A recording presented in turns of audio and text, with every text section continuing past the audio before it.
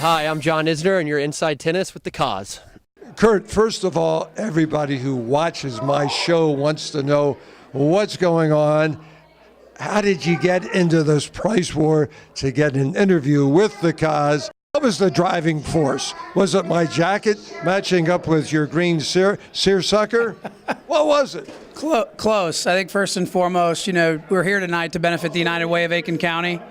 And secondly, I've heard some great things about your interview skills, so I said, what a great way to get in front of the Cause and support an awesome cause. You wanted to test my interview skills. Well, let's see what we can come up with. Now, you're not a full-fledged tennis player.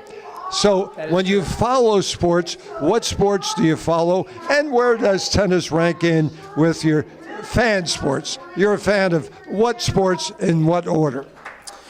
I'd say football is probably number one in my book. College, I bet? College, pro is a close second. Oh. I'm a big baseball guy, too, from St. Louis, Missouri, so big Cardinals fan.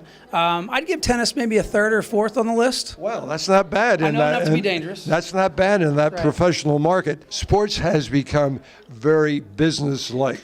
You're strongly into innovative ways of making profit, of turning things in the right direction. You were part of the auction tonight. You're going to help some people over just a lunch or a breakfast and get lots of information and direction from you. So if you right now were the commissioner of Major League Baseball, what would be the first you might put on the table? Wow. Great question. Tough question. I know a great answer is coming up. Absolutely. So I think number one, you got to look at the DH rule. Between the interleagues, you got to look at that. That's really the biggest thing on my mind right now with baseball. I'm pretty pleased with the way things are going. I mean, certainly you can make other adjustments here and there, but overall, they brought replay back, a couple of years ago, so I think that's helped.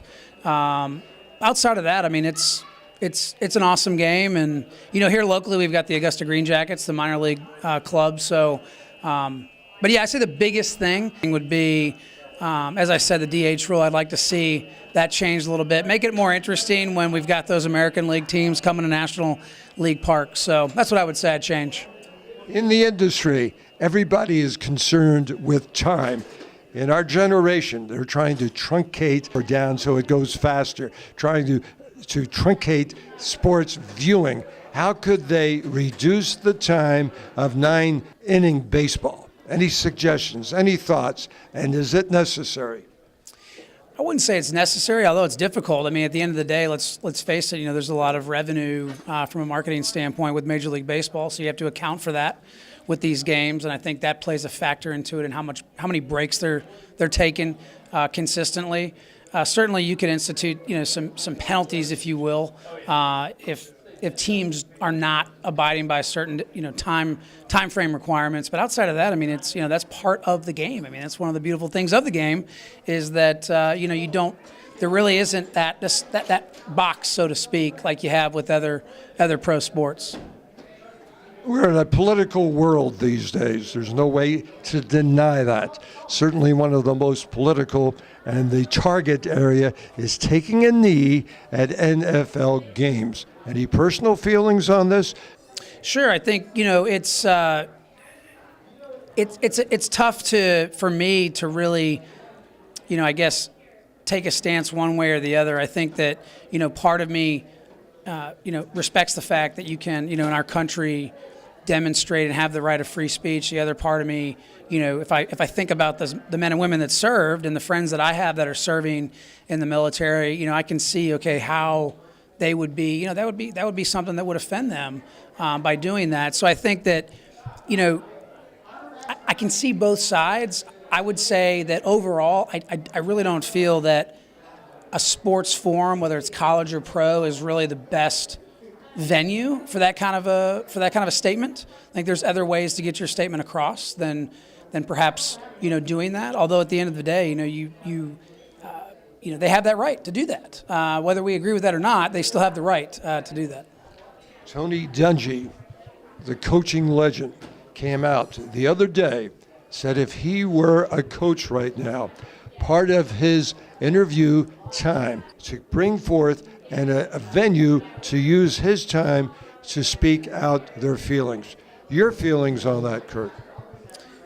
I love Tony Dungy. I think it makes absolute sense. A lot of times these guys, when they get in front of the cameras, they get in front of the media, they don't understand the power of their words, and that is oftentimes used as what they call bulletin board material in the locker room. So the need to coach these guys up on the right way to approach certain questions, the wrong way, things to avoid, things to do, I think absolutely makes sense.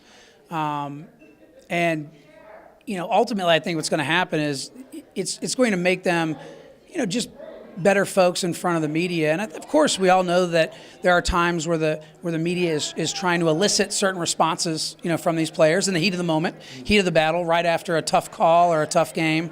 And so it's getting these guys to understand the importance of emotional control, just taking a step back and not,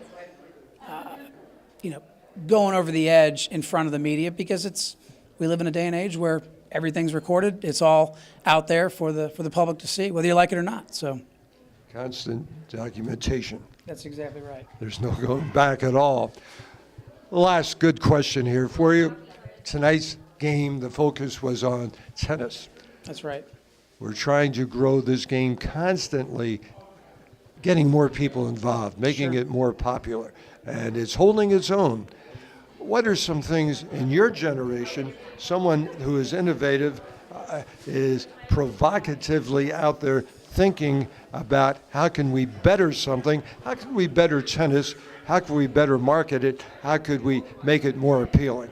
I think first and foremost, you focus on, the health benefits of tennis. I mean, let's face it, we are constantly bombarded in this society with, the marketing from all these different companies about getting in shape, losing weight, being the best you can be. And I think tennis is a great way to, number one, have fun, build camaraderie, build that competitive spirit, but also too to get a great workout, not even realize you're doing it. So I think that's one of the things. If I'm marketing tennis, I'm going to hone in on that, particularly with the millennials, because number one, they are, big on physical health, mental health, emotional health. And the second thing I would focus on would be just the camaraderie that's built, because that's the other thing I see that millennials really want is, that feeling of culture and camaraderie. And I think honing in on that with tennis and explaining to them how that helps, I think is huge for them, because ultimately, they're the next biggest generation to come up, through this country. And I'm, depending on who you ask, I'm a millennial, or I'm on the edge, or I'm not a millennial. So, I just know what would appeal to me and those in that generation. And I feel like, again, the physical fitness aspect, the camaraderie, the culture aspect of it are really big. Absolutely. So how did this all evolve tonight? I'm up here in Aiken, South Carolina at the Green Racquets Classic, benefiting the United Way. One of the prizes was a sit-down interview with the cause. My gosh, was it fun. And yes, we can prove, Kurt, that seersucker and plaid does mix at the Green Racquet Classic. A delightful interview and session, and lovely to meet your wife, Megan. Absolutely. Thank you so much for having us and for supporting the United Way of Aiken County. My pleasure. Thank you, sir. Thank you.